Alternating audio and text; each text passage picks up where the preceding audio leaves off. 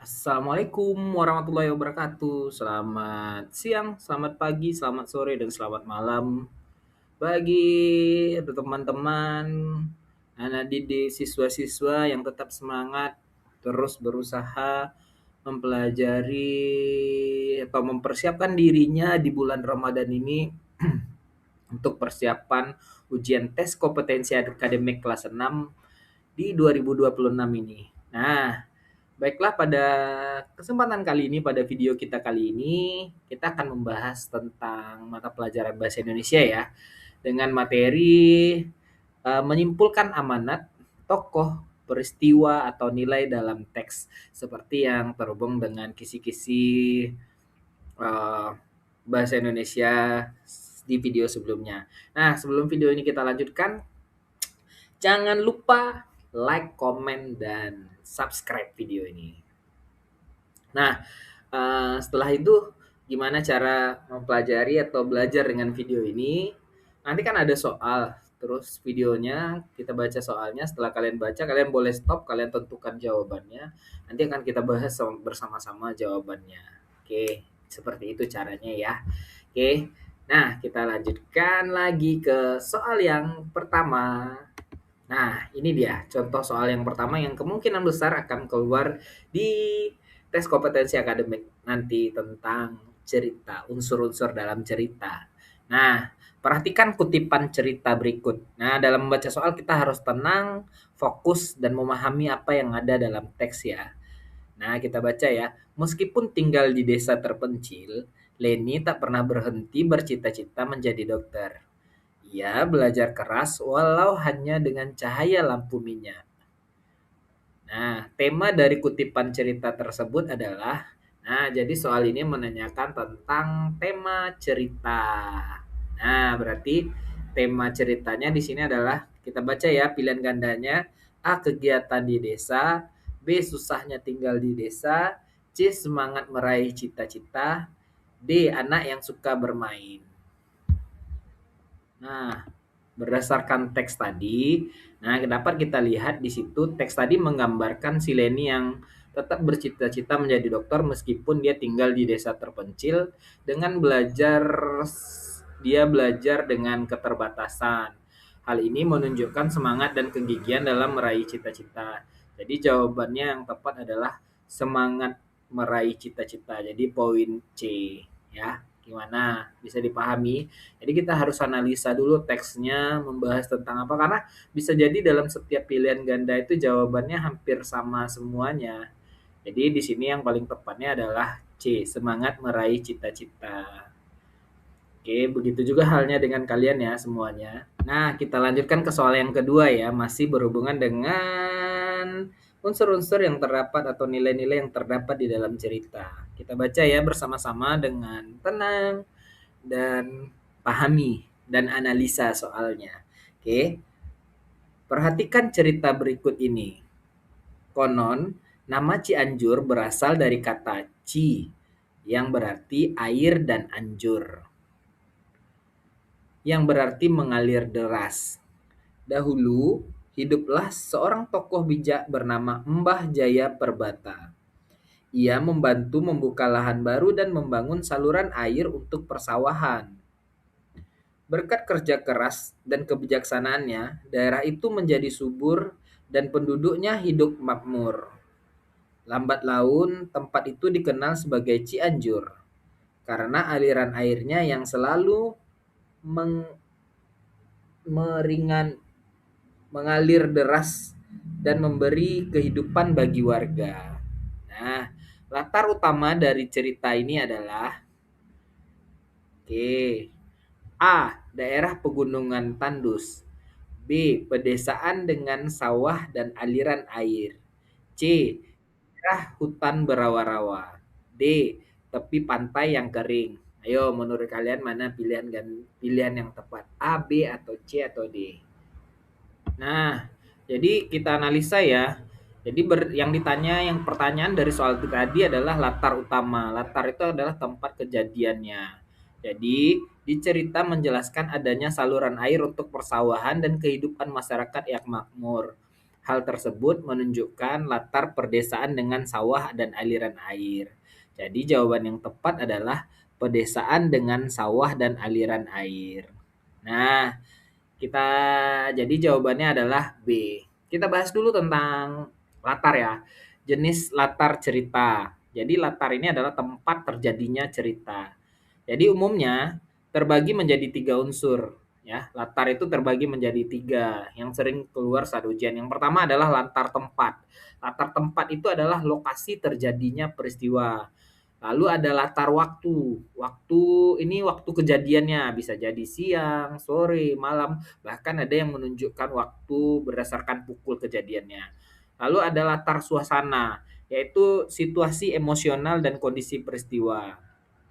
Nah, latar ini berfungsi untuk memperkuat cerita, memberikan konteks dan menghidupkan suasana cerita yang seringkali mencakup aspek sosial, budaya, geografis, atau kondisi fisik yang spesifik.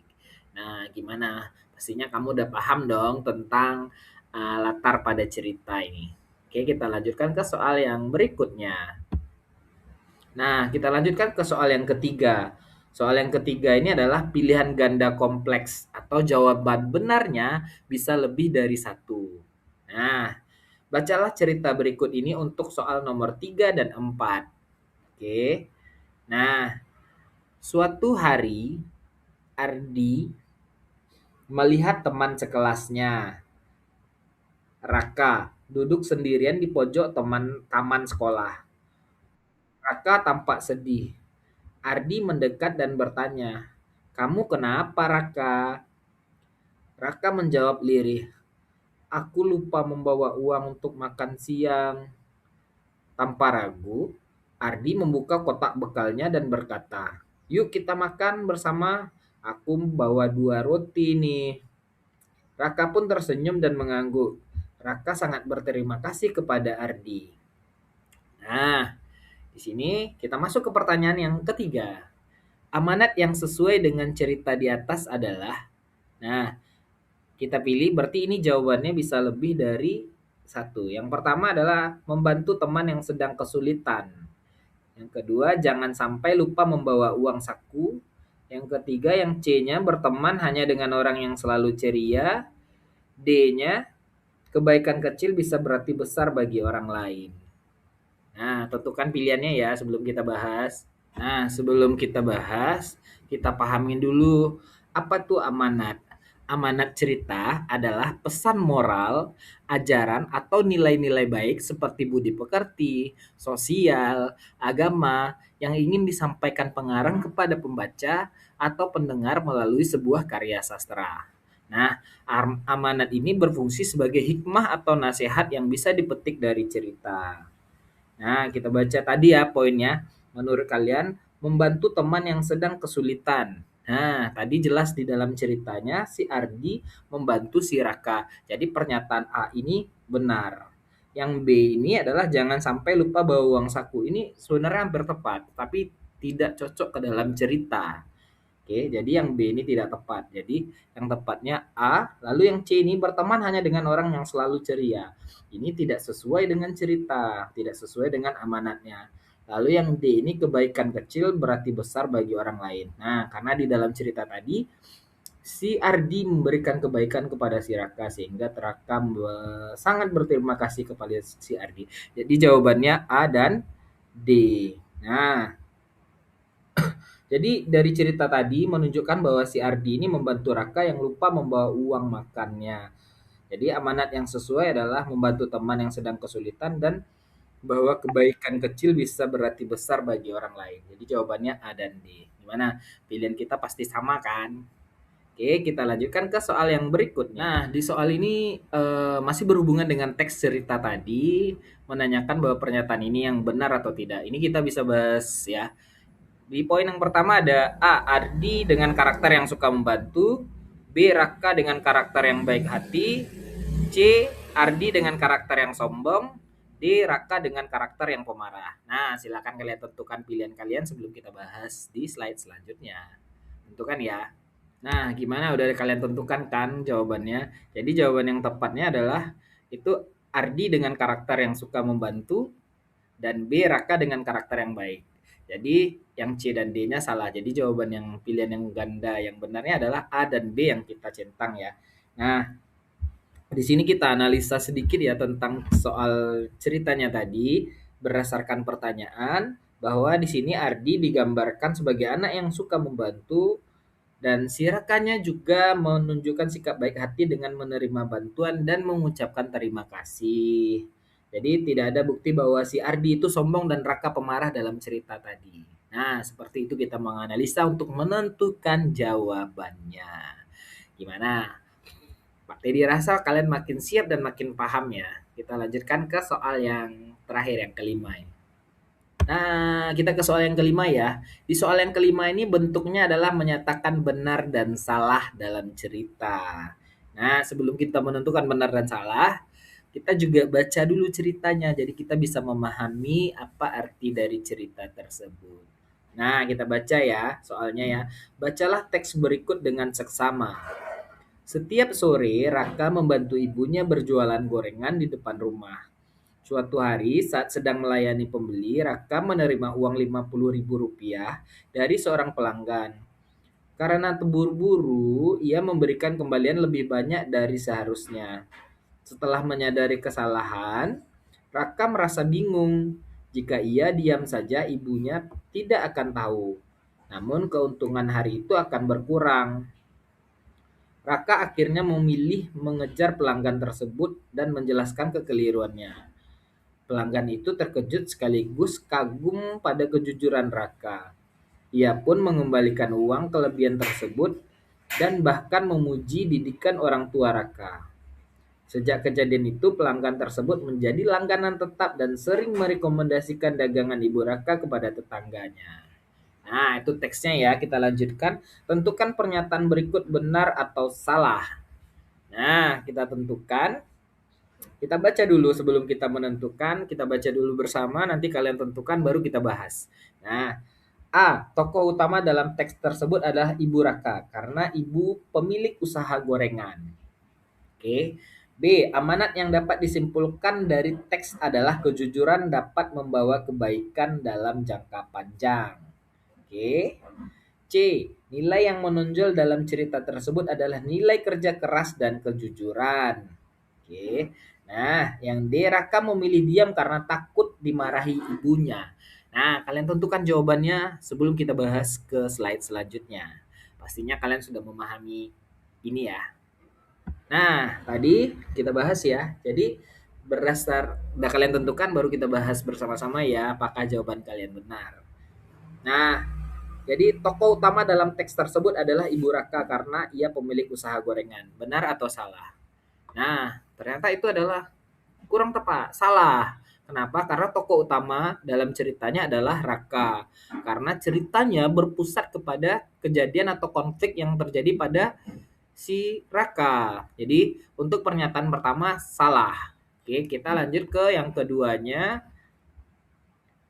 Amanat yang dapat disimpulkan dari teks adalah kejujuran dapat membawa kebaikan dalam jangka panjang. Nah, tadi si Raka berusaha untuk jujur kan dalam cerita. Jadi pernyataan ini benar. Jadi kejujuran Raka membawa kebaikan dalam jangka panjang sehingga gorengan atau usaha ibunya Raka direkomendasikan terus oleh setiap pelanggan. Jadi pernyataan yang B ini adalah benar. Oke, yang C-nya, nilai yang menonjol dalam cerita tersebut adalah nilai kerja keras dan kejujuran.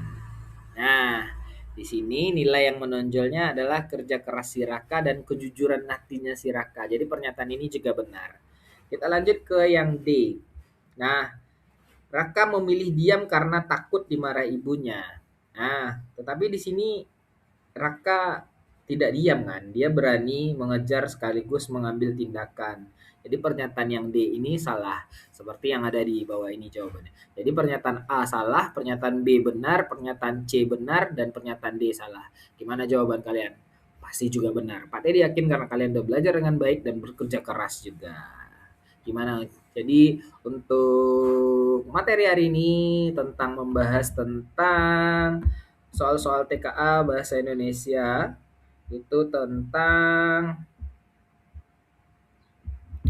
Menyimpulkan amanat, tokoh, peristiwa, dan nilai yang terjadi pada dalam teks Pak Edi, rasa kalian sudah paham dan mampu memahami dengan baik. Nah, sebelum kita tutup video ini, sampai jumpa kita di video selanjutnya. Ada beberapa hal yang ingin Pak Edi sampaikan.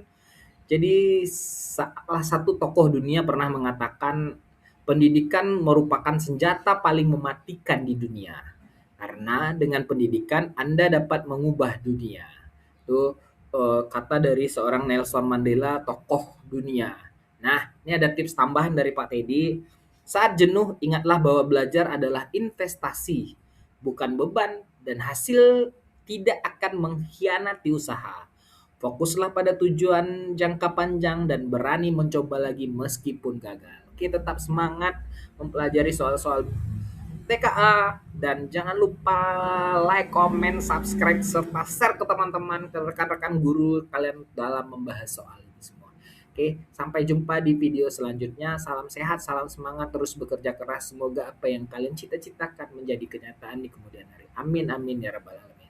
Bye-bye.